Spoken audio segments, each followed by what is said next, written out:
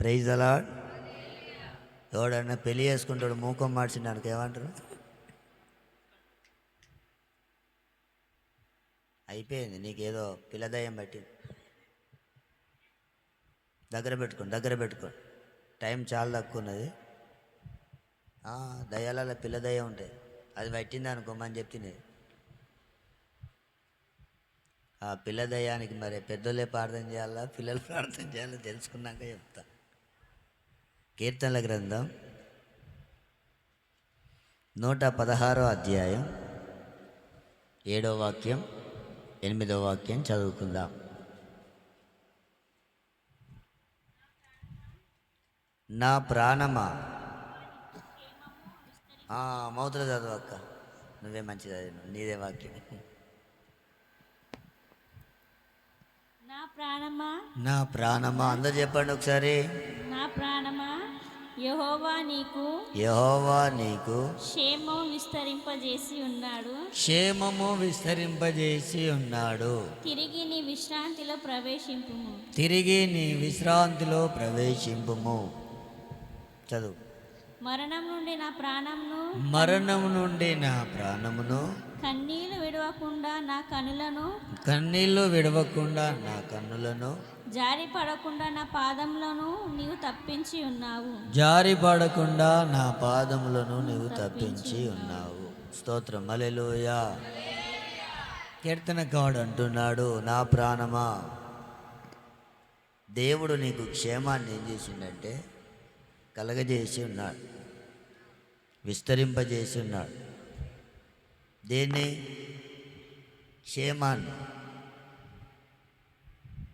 క్షేమాన్ని దేవుడే కలగజేస్తాడు, క్షేమాన్ని దేవుడే విస్తరింపజేస్తాడు. Praise the lord. ఆ మాట మరొకసారి కూడా చదవండి, 7వ వాక్యం.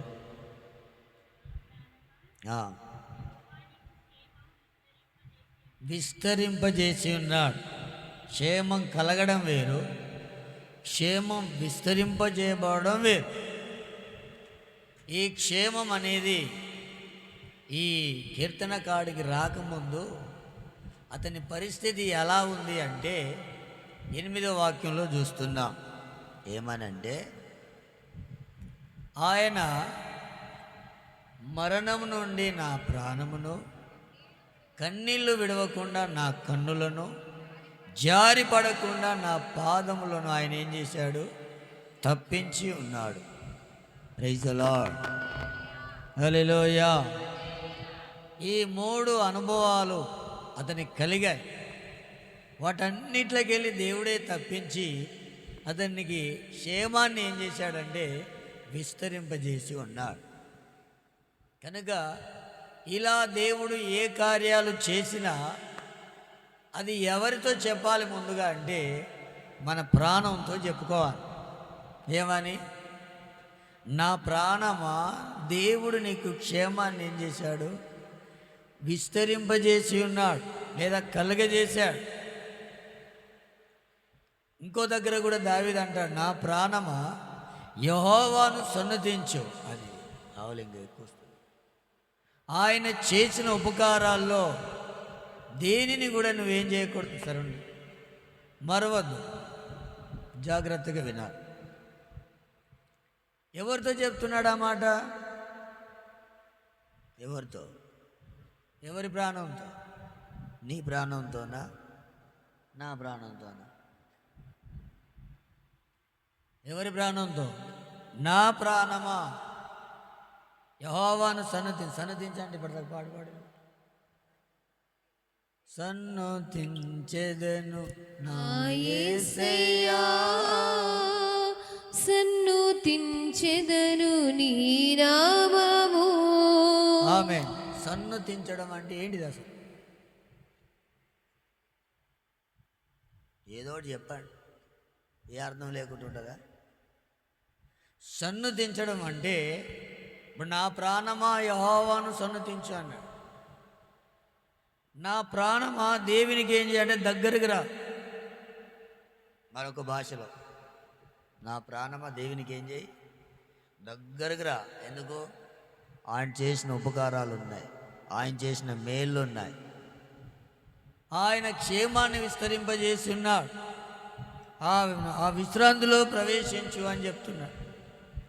కనుక ఆయన చేసిన మేలను, ఇంకొక విషయం ఏంటంటే, అద్భుతాలలో గొప్ప అద్భుతం ఏంటంటే, మన జీవితంలో ఏ కార్యాలు జరగకపోయినా ఇంతకుముందు చేసిన కార్యాలను బట్టి దేవుని స్తుతించాలి. ఇప్పుడు మరలా కార్యాలు జరుగుతాయి. ఇదొక సీక్రెట్. ఇప్పుడు మన జీవితాల్లో ఏ కార్యాలు అద్భుతాలు జరగట్లేదు. అప్పుడు ఏం చేయాలంటే, సనుగడం గునుగడం బంద్ చేసి ఇంతకు ముందు రోజులలో దేవుడు చేసిన మేలుని జ్ఞాపకం చేసుకొని వాటిని బట్టి మరలా దేవుని ఏం చేయాలంటే, ఇప్పుడు జరిగినా జరగకున్న ప్రభావ పలానప్పుడు నా జీవితంలో ఏం చేశావు, మేలు చేశావని దేవుని స్తుతించాలి. వెంటనే దేవుడు ఇప్పుడు ఒక కార్యాన్ని ప్రారంభిస్తాడు. Praise the Lord. సంతోషంగా చెప్తారా? చేతులు పైకెత్తి చెప్పండి. ఈడ 3 అనుభవాలు ఉన్నాయి. ఒక అనుభవం చెప్పుకుందాం. మరణం నుండి నా ప్రాణమును అన్నప్పుడు నాకేం గుర్తుకొచ్చిందంటే, అర్పణ డెలివరీ విషయంలో దేవుడు గొప్ప కార్యం చేశాడు. మరణాన్ని ఏం చేశాడు దేవుడే? అది మరణంతో సమానం. దేవుడు తప్పించాడు. మన జీవితాల్లో మరణం లాంటి సంభవాలు జరుగుతాయి. ఇక నా జీవితం ఇంతే, నా బ్రతుకు ఇంతే, ఇక నా జీవితం ముగించబడుతుందేమో అనిపిస్తుంది. మరణం నుండి ఆయన మన ప్రాణాన్ని ఏం చేస్తాడట? తప్పిస్తాడు. మరణం తప్పించుట ప్రభు అయిన యెహోవా వశమని రాయబడింది. Praise the Lord. హల్లెలూయా. మనకు కూడా ఎన్నోసార్లు జరుగుతాయి. అమ్మో, ఆ టైంలో బ్రతుకుతాను అనుకోలే, మరి ఎలా బ్రతికా? బ్రతికించేవాడు ఒక ఆయన ఉన్నాడు. హల్లెలూయా. ఆయన ఎలా బ్రతికించాడంటే, ఆయన కృపను బట్టి మనల్ని ఏం చేశాడు? బ్రతికించాడు. విశేషమైన కృపనా ఎడల చూపుచున్నావా, విశేషమైన కృపనా ఎడల చూపుచున్నావా, నా ఎడల నీవు విశేషమైన, నా ఎడల నీవు విశేషమైన కృప చూపుచున్నావా, విశేషమైన కృప నా ఎడల చూపుచున్నావా, ప్రభువా విశేషమైన కృప నా ఎడల చూపుచున్నావా, నా బ్రతుకు నన్ను కృంగదీయువేళ నీ కృపయే నన్ను లేవనెత్తెను, పాడదామందరం. నా బ్రతుకు నన్ను కృంగదీయువేళ నీ కృపయే నన్ను లేవనెత్తెను, కృప కృప కృప నీ పిలువనా, నీ కృప కృప కృప నీ పిలువనా, నీ కృపలోనే నాకు ప్రత్యక్షమైతివి, నీ కృపలోనే నాకు ప్రత్యక్షమైతివి, విశేషమైన కృప నా ఎడల చూపుచున్నావా, ప్రభువా విశేషమైన కృప నా ఎడల చూపుచున్నావా. Praise the Lord. హల్లెలూయా. అది కృప. నేనేమై ఉన్నానో కృప, అది మర్చిపోవద్దు. దేవుని యొక్క కృప ఎవరి జీవితాల్లో ఉంటుందో వాళ్ళు ఎప్పుడు కూడా నూతనమైన వారిగానే ఉంటారు. అప్పటిదాకా అన్నారుగా, నూతనమైనది నీ వాత్సల్యత అంటే కృపే. అది ప్రతిదినం మనకి ఎలా ఉండాలంటే నూతనంగా దిగాలి. ఆమె చెప్పరు? హల్లెలూయా. అంత హుషారు లేకుంటున్నారు ఎందుకు? 10 గంటల ప్రయాణం చేసి వచ్చిన నేను మంచుకున్నా. ప్రయాణాలు అలసిపోవద్దు. దేని బిడ్డలు మంచి హుషారుగా ఉండాలి. ఎప్పుడు చురుకుగా ఉండుట గొప్ప భాగ్యం. బైబిల్ చెప్తుంది, నేను కాదు. చురుకుదనం అనేది దేవుడు ఇష్టపడతాడు, అది గొప్ప భాగ్యం. అందుకనే కుక్కురు పట్టిన కోళ్ళు ఎక్కువ ఉండదు. కుక్కురు పట్టిన కోడి ఏం చేస్తే ఎంత లాగినా పడిపో, ఎంత లాగినా చురుకుదనం రాయి అంటే ఏం రాదు, మళ్ళీ. Praise the Lord. మీరు కుక్కరు పట్టిన కోళ్ళలాగా ఉండకూడదు, ఎగిరిపోయే పౌరాల్లాగా ఉండాలి. స్తోత్రం, హల్లెలూయా. చురుకుగా ఉండాలి ప్రార్థనలో. చురుకుగా ఉండుట గొప్ప భాగ్యమే, దేవుడే ఇస్తాడు. మరణం నుండి ప్రాణాన్ని దేవుడు తప్పిస్తాడు. అయితే కన్నీళ్ళు విడవకుండా నా కన్నులను కూడా ఆయన ఏం చేశాడు? తప్పించాడు. Praise the Lord. నా పాదాలు జారిపోతున్నాయి అనుకునే టైంలో కూడా దేవుడు ఏం చేశాడు? తప్పించాడు. ఈ 3 అనుభవాలు ఉన్నాయి. కన్నీళ్ళ అనుభవం ఒకటి తీసుకొని ప్రార్థన చేసుకుందాం, ఎందుకంటే అంత సమయం లేదు. ఒకవేళ వీలైతే రెండోది కూడా చెప్పుకుందాం. కన్నీళ్ళు అనేది మనిషికి ఎందుకు వస్తాయి? ఏడుపు వస్తాయి. మీరు చెప్తారు, నాకు తెలుసు కదా. ఏడుపు ఎందుకు వస్తాయి? ఇంటికాడ బోరు కొడుతుంది, అందుకనే ఏడుపు వస్తుంది. ఏడుతా అంటారు ఎవరన్నా? టైంపాస్ కాకుండా ఎవరన్నా ఒక గంట ఏడుతారా? మరి ఎవరు ఏడుతారో? ఏడు పుట్టిన వస్తుందా? ఏం పని లేలే, ఒక గంట ఏడుదాం తీ అనిపిస్తుందా? Praise the Lord. ఏడుపు ఎందుకు వస్తుంది? కన్నీళ్ళు విడవకుండా మన కన్నులను కూడా తప్పించేవాడెవరు, తూడ్చేవాడెవరు అంటే దేవుడే. Praise the Lord. రావని కాదు, మరణం వస్తుంది, కన్నీళ్ళు వస్తాయి. మన పాదాలు ఆత్మీయంగా వెళ్తున్నప్పుడు జారిపోయే పరిస్థితులు కూడా వస్తాయి. ఈ మూడింటిని తప్పించేది మనం ఆరాధిస్తున్న దేవుడు. Praise the Lord. ఎవరు కాదు అసలు. అందుకని ఒక ఆయనకు బాగా ఏడుపు వచ్చిందేమో కానీ, కన్నీరు తుడచువాడా నా కన్నీరు తుడచువాడా కానిన్నడు అనాథను నేను కానిన్నడు అనాథను కన్నీరు తుడచువాడా నా కన్నీరు తుడచువాడా వెక్కి వెక్కి ఏడుపొచ్చినా వెక్కిరింతల పాలైనా వెక్కి వెక్కి ఏడుపొచ్చినా వెక్కిరింతల పాలైనా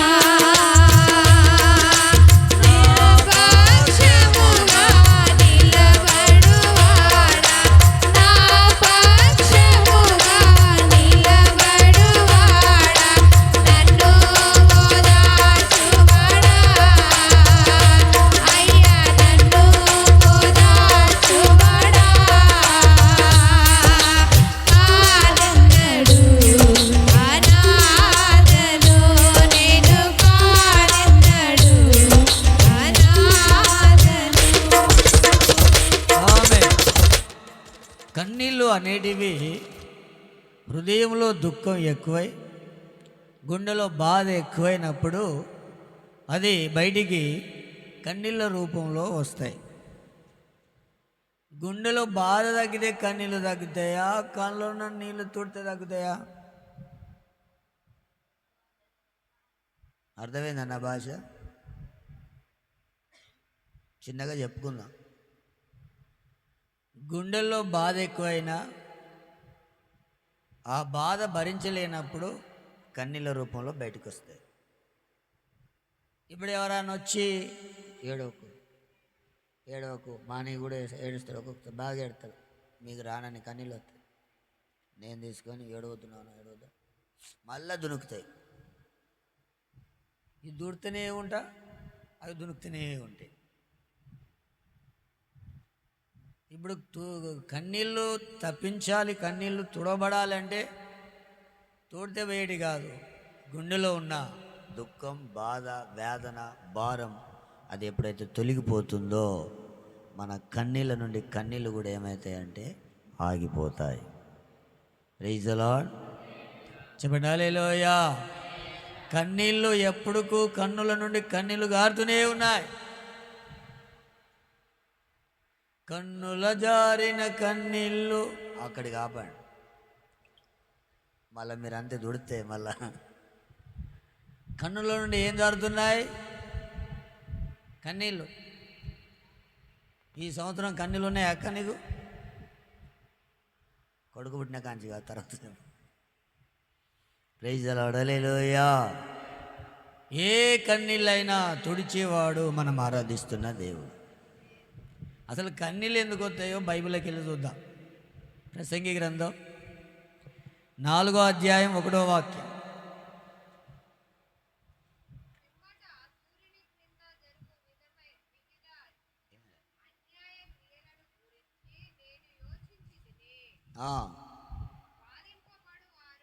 బాధింపబడువారు ఆదరించే దిక్కులేక కన్నీళ్ళు విడుస్తారు.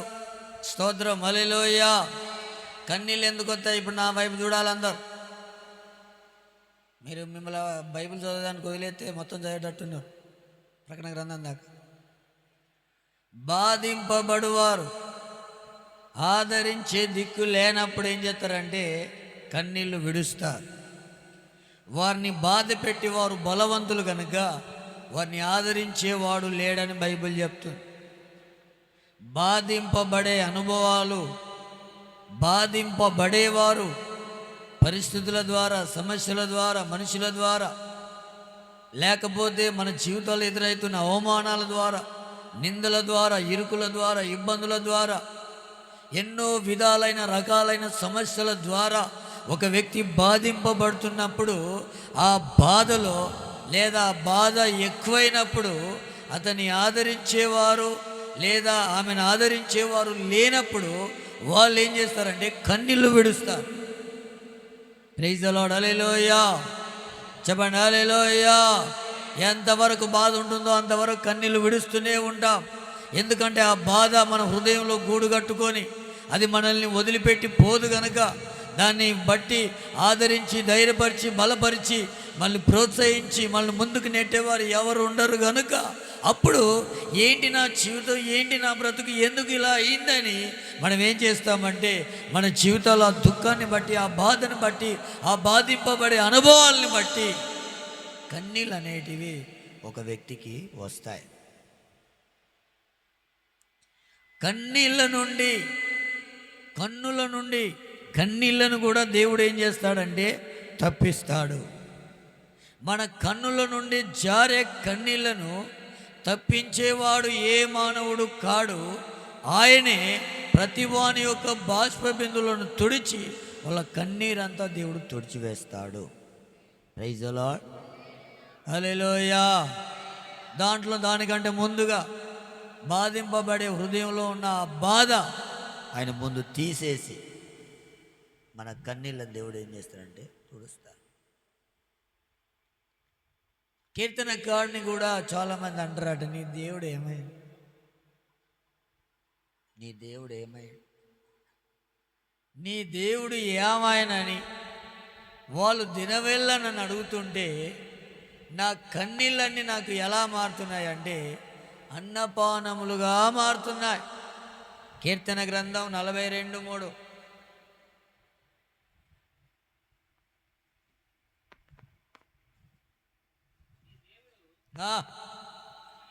నీ దేవుడు ఏమైండు అనుచుండగా అన్నపానములుగా మారుతున్నాయి. కన్నీళ్ళు ఏమవుతున్నాయి? కొంతమంది బాగా ఏడుపున్న వాళ్ళకు బిర్యానీ పెట్టి తినమంటే ఏం చేస్తారు? హృదయం నుండి దుఃఖం, బాధ ఉండి కన్నీళ్ళు ఉన్న వాళ్ళకు దమ్ బిర్యానీ చేసిన తినండి అంటే ఏమంటారు? నువ్వు పంచభక్ష పరమాణాలు పెట్టినా ఎందుకు లోపట నా దుఃఖం బాధ తినే. మరి ఆ టైంలో తినకుంటుంటేనే ప్రాణం హాయిగా అనిపిస్తుంది నాకైతే. మీకు ఎట్ట అర్థమైందో నాకు తెలియదు, కానీ బాగా బాధ ఉన్నప్పుడు తినకుండా పడుకుంటే మంచిగా అనిపిస్తుంది. తిన్నా అది అరగదు, తిన్నట్టు కూడా ఉండదు. Praise the Lord. ఒకవేళ పీకల్లాగా తిని నేను ఒక అర్ధ గంట బాధపడ్డాను అనుకో, బాగా అరిగిపోతుంది, వెంటనే ఆకలి అవుతుంది. అంటే బాధ అంత ఉన్నట్టు. తినాలన్నా తినబుద్ధిగా. మా జీవితంలో కొన్ని అన్ని మేలే జరుగుతాయా? యోబులాగా మనకు కూడా కొన్ని అనుభవాలు ఉండొచ్చు. ఏమని? దేవుని చేత మేలే అనుభవించుదామా, కీడు అనుభవించకూడదా? కీడు అనుభవిస్తుంటా అంటే నువ్వు దేవుని బిడ్డవు, నువ్వు కీడేం జరిగింది? దేవుడు లేడా? మీ దేవుడు ఏమే? ఓ మా దేవుడు. మంచుకున్నప్పుడు ఏమంటావు? దేవుడు అన్ని కార్యాలు చేస్తున్నప్పుడు ఏమంటావు? మా దేవుడు సర్వశక్తిమంతుడు, మా దేవుడు గొప్పోడు, మా దేవుడు అన్నీ ఉన్నోడు, మా దేవుడే దేవుడు అని చెప్తాడు. స్తోత్రం చెప్పండి ఒకసారి. అన్ని గీడలు జరుగుతున్నాయి అనుకో, ఈ పక్కన వాళ్ళకి ఆ పక్కన వాళ్ళకి అవకాశం దొరుకుతాయి. అవకాశం దొరికిన ఈ పక్క ఎవరు లేరులే, ఏం కాదు. మరి ఈ పక్కన ఆ పక్కన అని పాస్టర్ అన్నాడు, మా పక్కన ఎవరు లేరంటే అది కాదు, మన చుట్టుపక్కల ఉన్నారు. దేవుడు దేవుడు అంటే ఏంది బాధ, ఏంది కీడు, ఏంది సమస్య అని కీర్తనకారుని అంటుంటే అన్నము కన్నీళ్ళే అయిపోతున్నాయి, నీళ్లు కూడా కన్నీళ్ళే అయిపోతున్నాయి. ఆ బాధ అంతగానం ఉంది. Praise the lord. లోకమను అరణ్య యాత్ర భారమాయను, గుండె నిండా వేదనలే గండి ఉండెను, నిందించుచుండెను. లోకమను అరణ్య యాత్ర భారమాయను, ఘోరమాయను, నా గుండె నిండా వేదనలే నిండియుండెను, చిందించుచుండెను. కన్నీరే నాకు అన్నపానమాయను, కన్నీరే నాకు అన్నపానమాయను. దిక్కులేక నా బ్రతుకు దీనమాయను, బహుఘోరమాయను.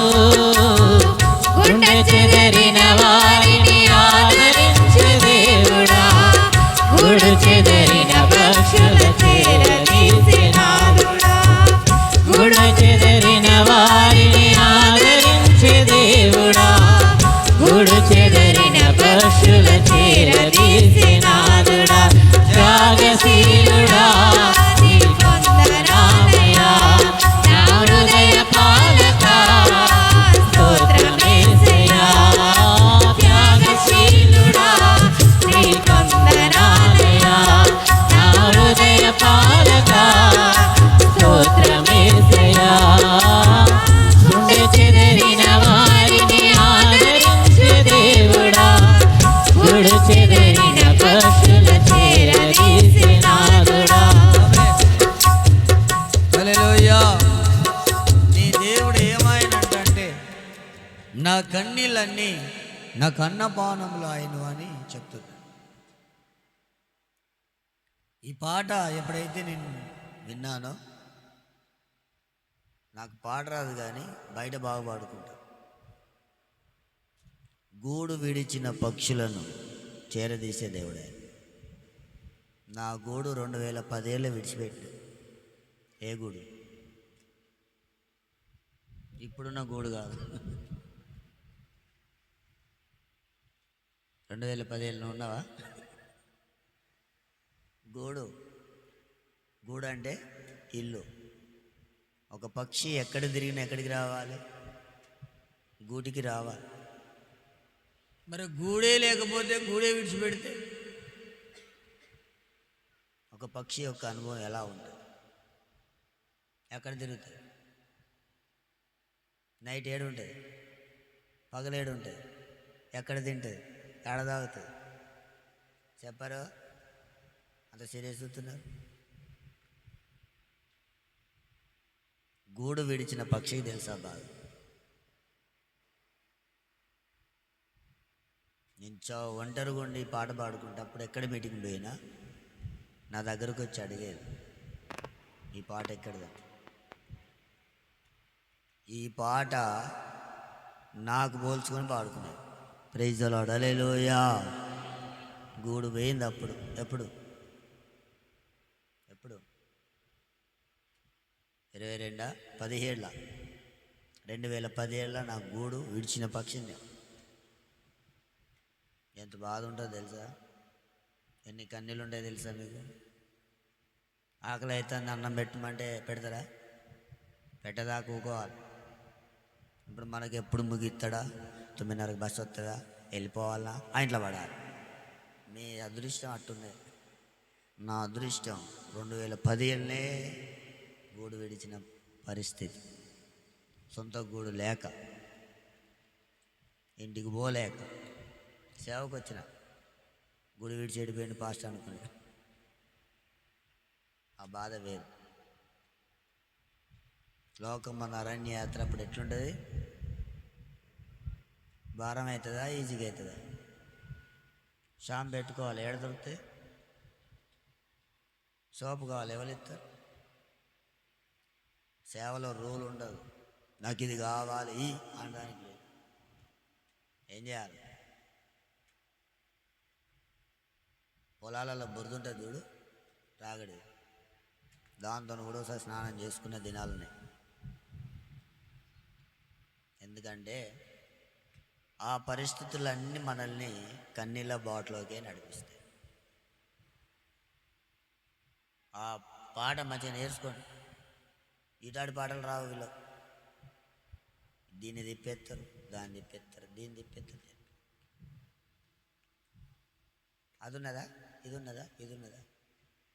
నాకు అర్థం కాని విషయం అంటే 4 పాటలకు దాదాపు 400 పాటలు వెతుకుతారు ముందు పుస్తకాలు పెట్టుకొని. స్తోత్రం, హల్లెలూయా చెప్పండి సంతోషంగా. వాళ్ళు అనాలని కాదు కానీ ఒక మంచి మాట చెప్తున్నా. పాటలో మోకరించి ప్రార్థించేటప్పుడే మీకు దేవుడు ఏం కురిపించాడు? పాటలు పాడ కురిపించాడు. నాకేమిచ్చు చెప్పండి, పోరా ఇంటికి. అప్పుడు నేనేం ప్రార్థన చేయాలి? ప్రభా ఏ వాక్యం చెప్పాలి ఆయన అన్నాడు. ప్రభా లాస్ట్ ఏ పాట పాడాలి ఆయన అన్నా అనుకో, వద్దురా బాబు నువ్వు పాడిన వాళ్ళు బారిపోతారా. అయినా 2వ రోజు ఆరా నడిపించిన ఆయన లేపి, నువ్వు పాట పాడని చెప్పిన ధ్యానించిన పాట పాడిపించి అభిషేకం చేత నింపబడరు. ఒక వాతావరణం మారిపోయింది మొత్తం. వేస్తున్నాము. Praise the lord. మీరట్ట ప్రార్థన చేయాలి. ఇక్కడ కూర్చొని ఏం చేయాలి? ప్రభా నాయనా ఏం పాట పాడాలో ఒక్కసారి గుర్తు చేయి తండ్రి, గుర్తు చేయి నాయన, గుర్తు చేయి, గుర్తు చేయి, గుర్తు చేయి అంటే దేవుడు అప్పుడు బలాన్ని పాట పాడమంట. నువ్వు పాడుతూనే వెంటనే అభిషేకం దిగుతాయి. Praise the Lord. పాట పాడటం అట్ట చేసుకోవాలి, అంతేగాని రాగానే ఇది మంచిగా లేదు, మంచిగున్నాయనే రాపించిన అవన్నీ కష్టపడి రాసిన. స్తోత్రం, హల్లెలూయా. మనిషి మనిషి ఓర్వలేని మాయలోకము, శూన్య ఛాయలోకము, మాటలతో గాయపరిచే క్రూర లోకము, అంధకార లోకము. మనిషి మనిషి నోర్వలేని మాయలోకము, శూన్య ఛాయలోకము, మాటలతో గాయపరిచే క్రూర లోకము, అంధకార లోకము. ఒంటరితనమే నాకు స్నేహమాయను, ఒంటరితనమే నాకు స్నేహమాయను, దిక్కులెక్క నా బ్రతుకు దీనమాయను, బహుఘోరమాయను. గుండె చెదిరిన వారిని ఆదరించే దేవుడా, గుడి చెదిరిన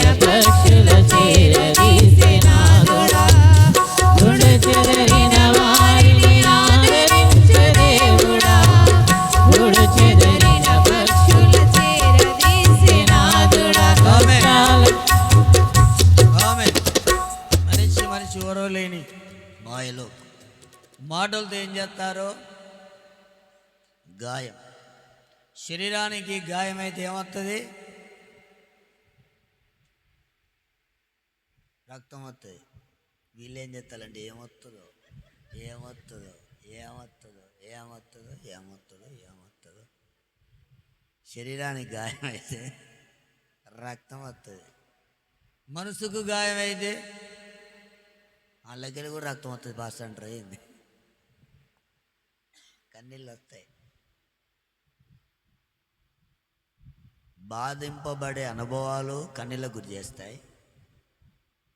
ఇతరుల నొప్పించే మాటలు కూడా మనకేం చేస్తాయంటే కన్నీళ్లను తెప్పిస్తాయి. మానని రోగము మన జీవితంలో ఉన్నప్పుడు కూడా మనకేం తెప్పిస్తాయంటే కన్నీళ్ళు తెప్పిస్తాయి. ఇజ్జికే ఏడ్చాడు. ఏమని? ఆ రోగాన్ని బట్టి కన్నీళ్ళు వచ్చాయి. హన్నా కూడా తన జీవితం బాగుపడిన కారణాన్ని బట్టి కూడా కన్నీళ్ళు వచ్చాయి. ఏదో రూపకంగా కన్నీళ్ళు అనేటివి ఖచ్చితంగా వస్తాయి.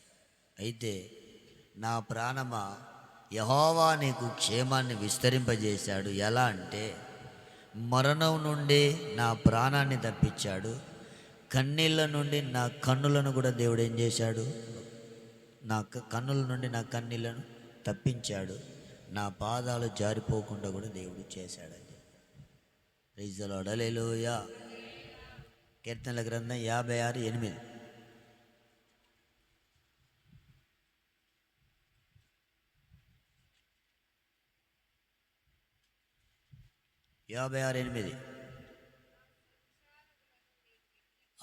సంచారములు లేదా కన్నీళ్ళు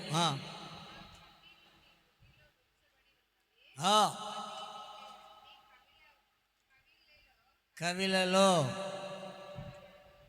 అంటే కవిలలో అంటే పుస్తకం. అది కవిల అంటే బుడ్డిలో మన కన్నీళ్ళు దేవుడు ఏం చేస్తాడు?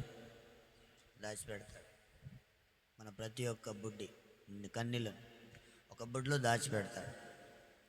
నాకు ఒక డౌట్ వచ్చింది. ప్రభా, అలా దాచిపెట్టుకొని నువ్వేం చేసుకుంటావు?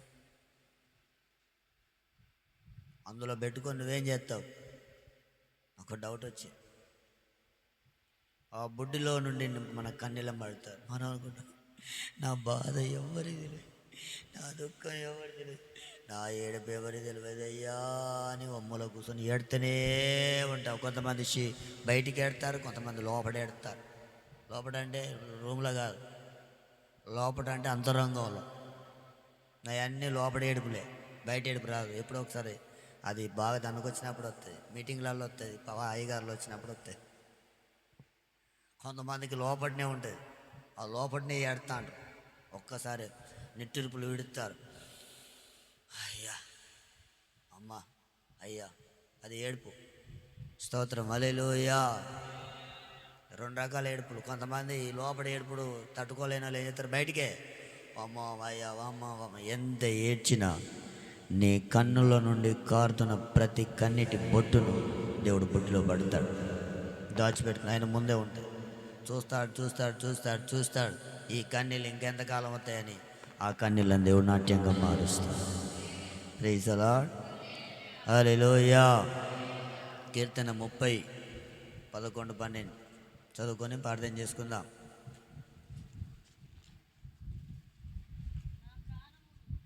నా ప్రాణం మౌనంగా ఉండక నిన్ను కీర్తించినట్లు నా అంగలార్పును లేదా నా కన్నీళ్లను నువ్వేం చేసావంటే నాట్యంగా మార్చి ఉన్నావు. చదువు.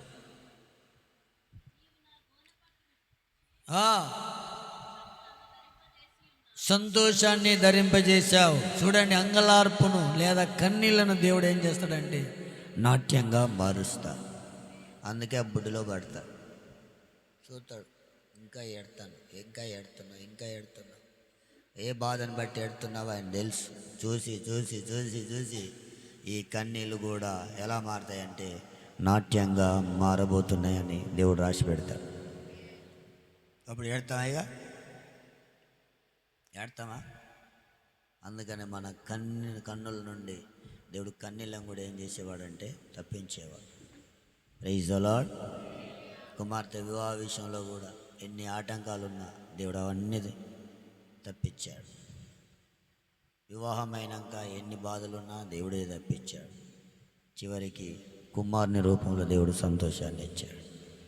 స్తోత్రం, హల్లెలూయా. నీ కొడుకుని చేర్చినవా? ఎప్పుడన్నా నేర్చినవా? బాగా ఏడిపోతా నా కొడుకుని అనుకున్నావా? ప్రపంచమే మర్చిపోయింది అక్క. ఏం మర్చిపోయింది? ప్రపంచమే మర్చిపోయింది. కుటుంబంలో కూడా ఎన్నో రోజుల తరబడి దాగిన దుఃఖం కన్నీళ్ళన్నీ పిల్లల రూపంలో దేవుడు సంతోషం చేత నింపి ఆ సంతోష గానాలు వినబడేటట్లుగానే దేవుడు కుటుంబాన్ని బిడ్డల్ని దేవుడు చేశాడు. అదే దేవుడు చేసిన మేలు. ప్రైజ్ ది లార్డ్, హల్లెలూయా. దేవుడు ఒకసారి సంతోషాన్ని ఇచ్చి మళ్ళీ ఏడిపియాడు. అది నిత్య సంతోషంగా దేవుడు మారుస్తాడు. అలాంటి కృప దేవుడు మనందరికీ దయచేయునుగాక. మోకరించని ప్రార్థన చేసుకుందాం. త్వరగా మోకరించా. గ్లోరీ, హల్లెలూయా. చక్కగా నీళ్ళు మోకాళ్ళ మీదకి రావాలి.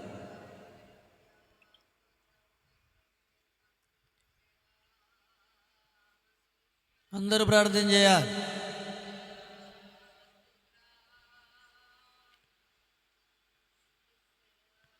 కన్నుల జారిన కన్నీళ్ళు తడిపెను దేవుని పాదాలు, ఇప్పటి నుండి నీ కళ్ళు చూచును దేవుని కార్యాలు.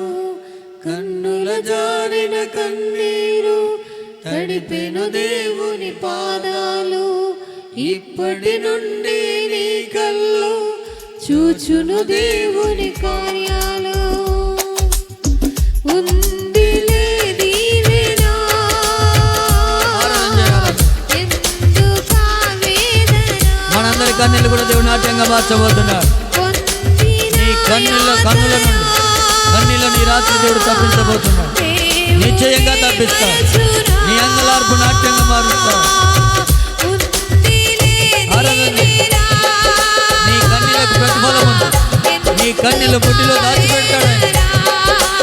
దానికి ఒకరోజు ప్రతిఫలం దేవుడు ఇవ్వబోతున్నాడు.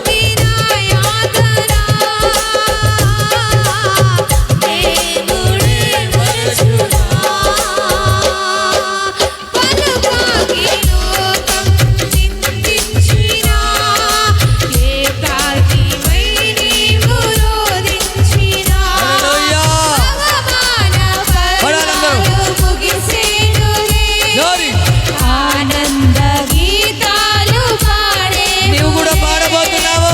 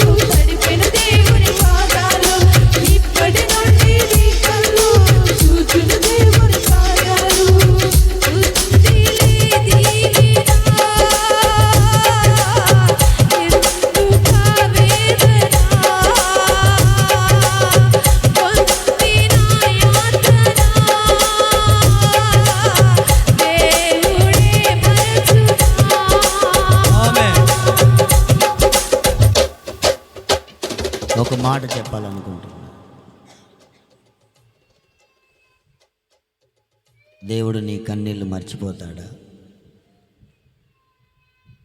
హిజ్కియాతో అన్నాడు, నీవు కన్నీళ్ళు విడుచుట నేను చూచి తిని. ఈరోజు ఏ బాధ, ఏ కష్టం, దుఃఖం, వేదన, రోగం, సమస్య, ఏ ఆర్థిక ఇబ్బందులు, ఏ అప్పుల సమస్యలు, ఏ ఇరుకులు, ఏ ఇబ్బందులు, జీవితం మనుషులు మాటల వలన చేసే గాయాలు, బాధింపబడే అనుభవాలు మన జీవితాల్లో కన్నీళ్ళని తీసుకొస్తాయి. కన్నీళ్లు కార్చేటప్పుడు ఒంటరిగానే అనుభవిస్తాం.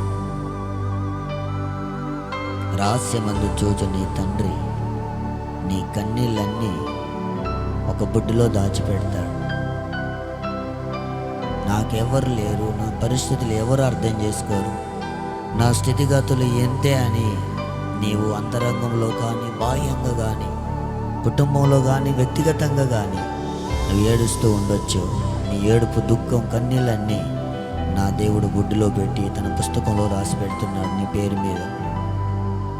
ఎంతకాలం అంటే దానికి ఒక లిమిట్ దేవుడు పెట్టాడు. ఆ కన్నీళ్ళను చూసిన ఆయన ఖచ్చితంగా దాన్ని నాట్యంగా మారుస్తాడు. దేవుడు ఈరోజు పుట్టినరోజు జరుపుకుంటున్న కుమార్తె జీవితం ఎన్ని దుఃఖాలున్నా ఈరోజు దేవుడు సంతోషాన్ని ఇచ్చాడు. కన్నీళ్ళని నాట్యంగా దేవుడు మార్చాడు. ఈ కుటుంబం యొక్క కన్నీళ్ళను కూడా దేవుడు నాట్యంగా మారుస్తున్నాడు. సేవకుడిగా నేను చెప్తున్నాను, సంఘం యొక్క కన్నీళ్ళని కూడా దేవుడు తుడిచి నాట్యంగా మార్చబోతున్నాడు. గంతులు వేసే అనుభవంలోకి మనం రాబోతున్నాం. మన కన్నీళ్లకు ప్రతిఫలం ఖచ్చితంగా ఉంటుంది. షరాబాలా దినారాబా, షరాబాలా దినారాబాలా దినారాబా, ఓ రబా షరాబాలా దినారాబా షరాబాలా, ఓ రబా షరాబాలా దినారాబా బాబా. నీ కన్నీళ్లను దేవుడు తుడవబోతున్నాడు. మరణం నుండి ప్రాణాన్ని, కన్నుల నుండి కన్నీళ్ళను జారిపడకుండా పాదాలను తప్పించే దేవుడు మనం ఆరాధిస్తున్న దేవుడు. ఈరోజు మన ప్రాణానికి దేవుడు క్షేమాన్ని విస్తరింప చేయాలని మన కన్నీళ్ళని దేవుడు నాట్యంగా మారుస్తున్నాడు. మోకరించి చేతుల పైకెత్తి, ప్రభా నా కన్నీళ్ళన్నీ నాట్యంగా మార్చేవాడు ఉన్నావు. ఎన్నో మార్చావు, ఇప్పుడు కూడా మారుస్తావు.